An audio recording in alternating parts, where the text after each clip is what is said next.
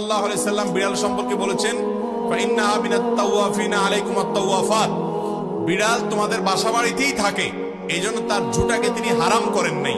বিড়াল যদি কোনো কিছুতে মুখ দেয় তাহলে কুকুর মুখ দিলে যেরকম হারাম হয়ে যায়, নাপাক হয়ে যায়, বিড়াল যদি মুখ দেয় বিড়ালের ঝুঁটা কি হয় না, নাপাক হয় না।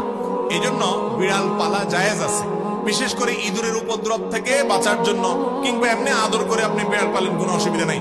আপনারা সবাই জানেন একজন সাহাবী ছিলেন, নাম হলো আবু হুরায়রা, নাম শুনছেন না? রাদিয়াল্লাহু তাআলা আনহু।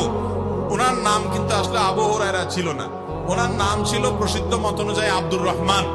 আরো অনেকগুলো মত আছে ওনার নাম নিয়ে, কিন্তু ওনার নাম পরে আবু হুরায়রা উঠে গেছে। কিভাবে?